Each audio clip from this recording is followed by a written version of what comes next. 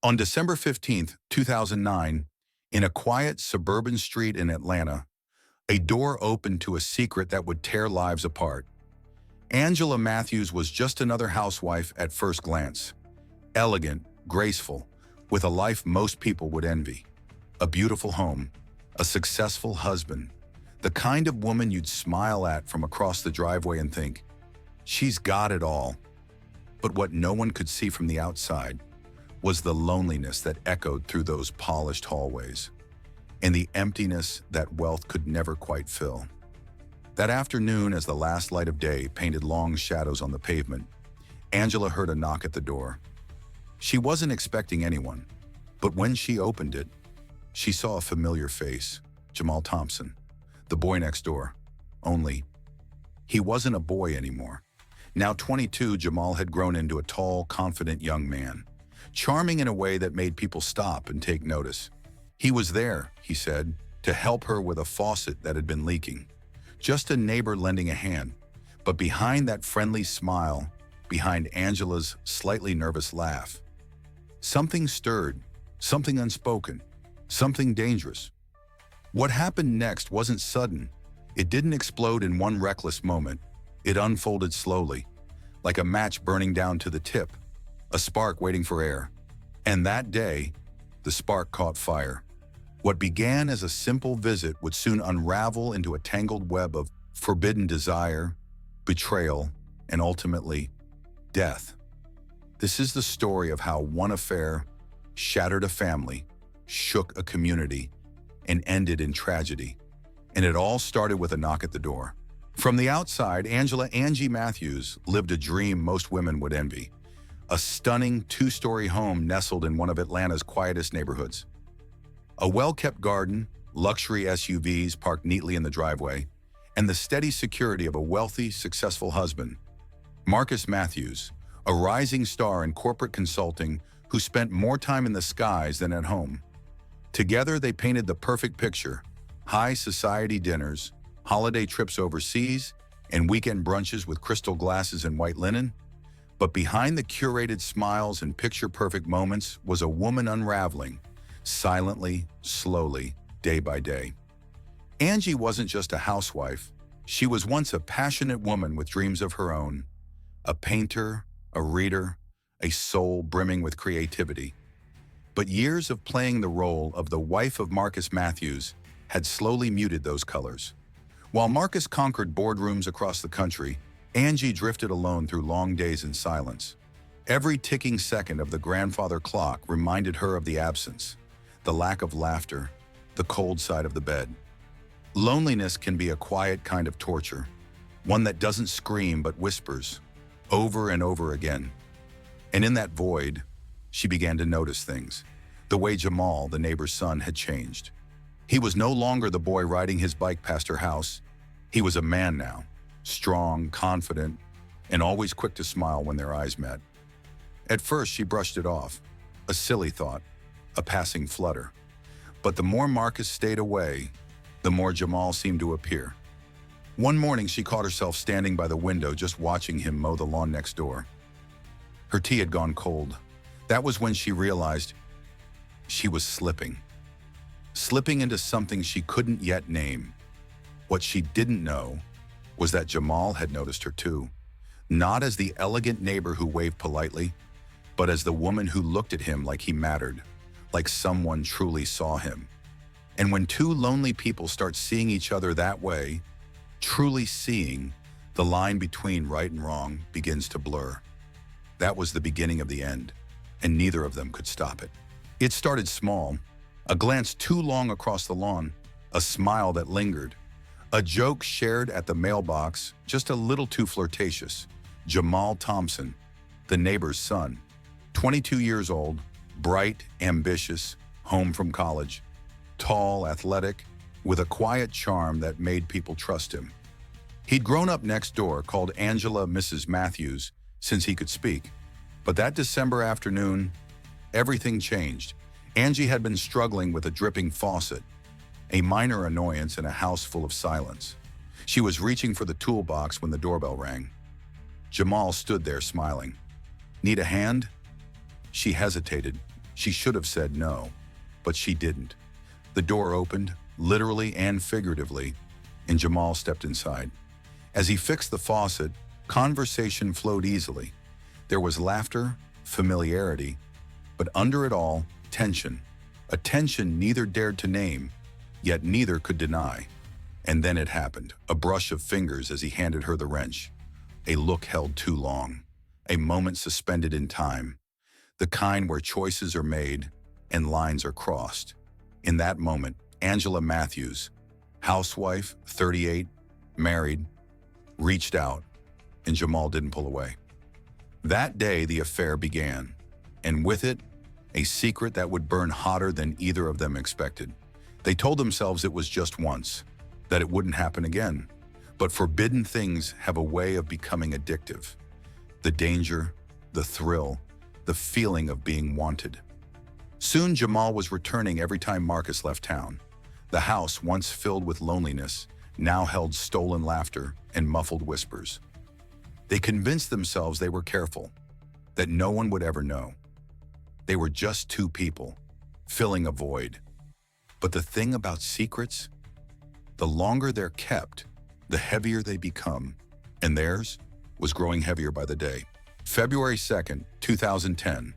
The affair had been burning in secret for nearly 2 months. It wasn't just passion anymore, it was obsession. They had gotten sloppy, reckless, meeting during the day, leaving clues, and assuming no one would ever notice. That morning, Marcus Matthews was supposed to be in Chicago, a business trip like so many others before it. Angie believed she had the whole day to herself. She texted Jamal, 3 words that had become code: "House is clear." By noon, Jamal was inside, upstairs in her arms. They laughed, kissed, got lost in the fantasy they had built for themselves, a fantasy where there were no consequences. But at 2:45 p.m., the real world came crashing in. Marcus pulled into the driveway. His meeting had ended early. He wanted to surprise his wife. He opened the front door, briefcase in hand, and called out cheerfully, "Angie, I'm home." Upstairs, silence turned to panic. Angie's heart slammed against her ribs. Jamal froze, shirtless, wide-eyed. "Hide," she whispered, shoving him toward the bathroom. He barely had time to shut the door before Marcus began climbing the stairs. Angie threw on her robe, tousled her hair to look like she'd just woken from a nap, and met him halfway. "You're back early," she smiled, too wide, too forced. Marcus kissed her cheek and glanced behind her, at the barely made bed, the air still heavy with the scent of something wrong. "I'll wash up," he said casually, heading toward the bathroom. Angie's blood turned to ice. That was where Jamal was. But then, a miracle. Marcus changed his mind. "Actually, I'll use the guest bathroom downstairs," he muttered, turning away. The moment he disappeared from view, Angie rushed to the bathroom and cracked the door. "Now! Go! Back door!" she whispered. Jamal slipped out like a shadow, shaken, breathless, but unseen. They had dodged disaster, barely. But that close call didn't end the affair. It only made it more dangerous, more thrilling, and more inevitable that one day, they'd run out of luck. Every neighborhood has that neighbor, the one who notices everything, the one who always seems to be watching. In Angie's neighborhood, that neighbor was Mrs. Jenkins, 72 years old, a retired school teacher, a widow with a pair of binoculars and a memory sharper than most teenagers. And on the afternoon of February 20th, 2010, she was sitting by her window, as she often did, sipping lukewarm tea and watching the world go by. That's when she saw him. Jamal Thompson. She squinted. He was sneaking up the Matthews front walkway, checking over his shoulder like he had something to hide. He knocked once. Angela opened the door quickly and let him in without a word. Mrs. Jenkins raised an eyebrow. Her tea had suddenly gone cold. It wasn't the first time she'd seen Jamal at Angie's house when Marcus was out of town, but it was the first time she'd seen it this clearly. Later that evening, over a game of cards with a neighbor, she mentioned it, casually at first, a light whisper over shuffled decks and shared snacks. "You know, I saw that Thompson boy going into Angela's house again today. Looked nervous, too." That whisper turned into a murmur. The murmur became a hum, and within days the entire block was buzzing. Whispers behind closed blinds, sideways glances, quiet speculation disguised as casual conversation. But the whisper that mattered most reached Patrice Thompson, Jamal's mother, a devout Christian, a woman who had raised her son alone with pride and strict values. The idea of her son being involved with a married woman was unthinkable. That night she confronted Jamal, her voice firm but her eyes pleading. "Tell me the truth, are you messing with that woman?" Jamal froze, denied it, brushed it off as Mrs. Jenkins' wild imagination. But Patrice wasn't convinced. She knew her boy, and she could feel it. Something was wrong. She didn't have proof. Not yet. But the seed of doubt had been planted, and it was already beginning to grow. Outside, Angie and Jamal still clung to the illusion that their secret was safe, but inside the walls around them, cracks had begun to form. March 5th, 2010. The air inside the Matthews home felt heavy, as if the walls themselves sensed what was coming. For weeks, Angie had been spiraling. The thrill of the affair had faded, replaced by anxiety, fear, guilt. She wasn't sleeping, couldn't eat. Every time she looked at Marcus, something twisted in her gut. And worst of all, she was starting to imagine what would happen if the truth ever came out. That evening, she made a decision. It was time to end it. She texted Jamal, asking him to come over. He thought it was just another night, another moment stolen between two lovers hiding in plain sight. But when he arrived, Angie wasn't smiling. She wasn't wearing perfume. There was no wine, just silence, and her eyes distant.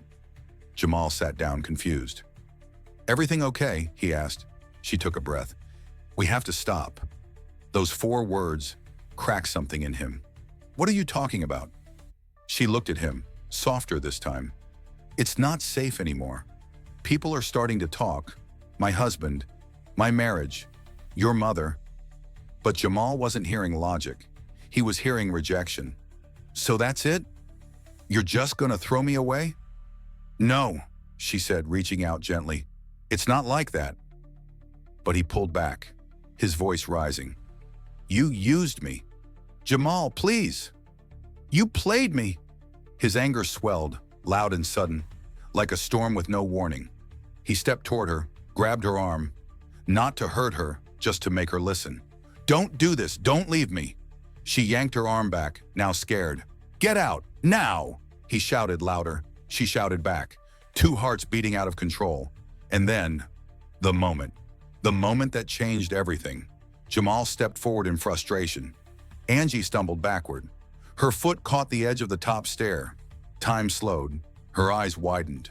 She reached out, but there was nothing to grab. She fell, down the staircase, her body twisting, tumbling, thudding against wood, railing, wall, until finally there was silence. Jamal stood frozen at the top, mouth open, heart pounding. At the bottom of the stair, Angie lay crumpled, motionless, her neck twisted at an unnatural angle, her eyes staring into nothing. Jamal whispered her name once, then again, then louder, but it was too late. The woman he loved was gone.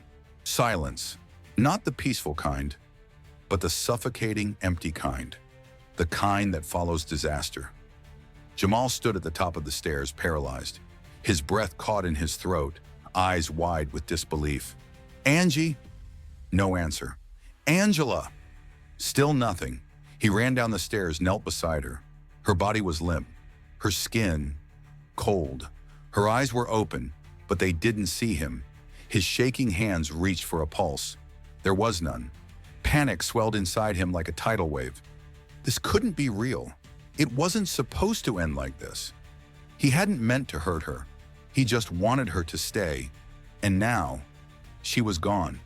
The woman he said he loved, dead at the bottom of the stairs. He stood up and backed away slowly, as if distance could undo what had just happened. He looked at the front door and then ran. Jamal didn't call 911. He didn't tell his mother. He just vanished, slipped back into his house like a ghost, heart pounding in his ears. He stayed in his room the entire night. Every creak of the floorboards sounded like sirens. Every gust of wind outside felt like footsteps. And meanwhile, just one house away, Angie's body lay cold on the hardwood floor, alone. The next morning, March 6th, 2010, Marcus Matthews returned from his trip. He parked his car, rolled his suitcase up the driveway, and walked to the door like he'd done 100 times before. But something felt off. The curtains were closed. The porch light was still on. He stepped inside. "Angie?" he called out. No answer. The house was too quiet, too still. He set down his bag, walked through the kitchen, checked the living room. Nothing. Then he climbed the stairs and froze halfway. At the bottom, there she was, his wife, the love of his life, lying in a heap, twisted, broken, gone. "Angie!" he screamed, leaping down the stairs. He dropped to his knees, touched her face. Cold. He grabbed his phone with trembling fingers and dialed 911. "My wife, she's not breathing. I think she fell. Please, hurry." Within minutes, sirens wailed through the quiet streets. Police, paramedics, lights flashing against white fences and trimmed hedges. But it was too late. Angie Matthews was pronounced dead at the scene. And no one, not Marcus, not the neighbors, not even Jamal himself, truly understood just how far-reaching this tragedy would become. March 8, 2010. 3 days had passed since Angela Matthews was found dead at the bottom of her staircase. While the family prepared for the funeral, detectives began preparing something else, a timeline. At first glance, it seemed like a tragic accident, a slip, a fall. But Detective Bryant, a veteran investigator with a gut that rarely failed him, didn't like what he saw. The body position was off. The bruises on Angie's arms didn't match a simple fall, and there were faint signs of a struggle, just enough to raise suspicion. First up for questioning was Marcus Matthews, the grieving husband. He was broken, his voice cracked, his hands shook. "We had our problems like any couple," he admitted, "but I loved her. I don't know how this could have happened." He spoke of recent distance, how they'd grown apart, but insisted he had no idea of an affair. But when investigators canvassed the neighborhood, someone was eager to speak, Mrs. Jenkins, the neighborhood's self-declared watchtower. "That Thompson boy, Jamal? I've seen him going into her house, always when Marcus was out of town. This wasn't the first time, trust me. That changed everything. Now the police had a name, Jamal Thompson." On March 12th, Jamal was brought in for questioning. He came in looking nervous, unshaven, a ghost of his usual self. He denied everything. "I haven't seen her in days. I don't know what happened." But evidence began piling up. His fingerprints were found on the stair railing, his DNA on an object close to Angie's body, and most damning of all, text messages from Angie's phone. Intimate, personal, emotional. "We can't keep doing this. I love you. I need you.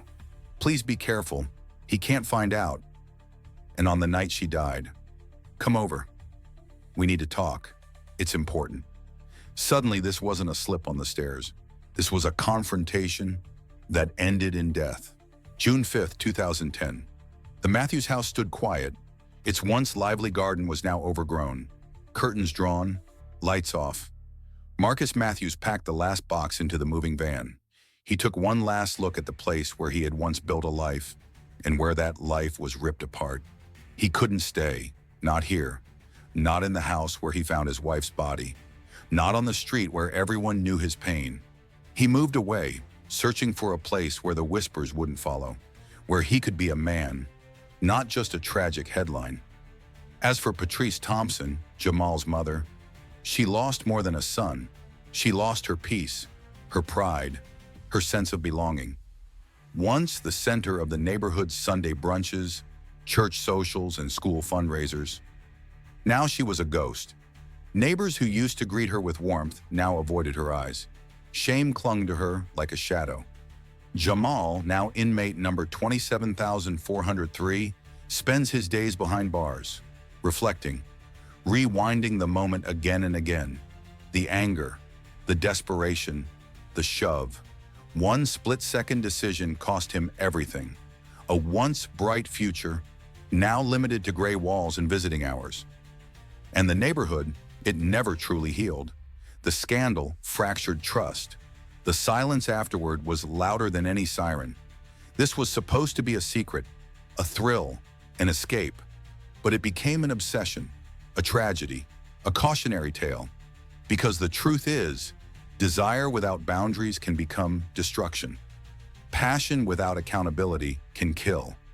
This was not just a love affair, it was a fire, one that burned through 3 lives and left nothing but ashes behind.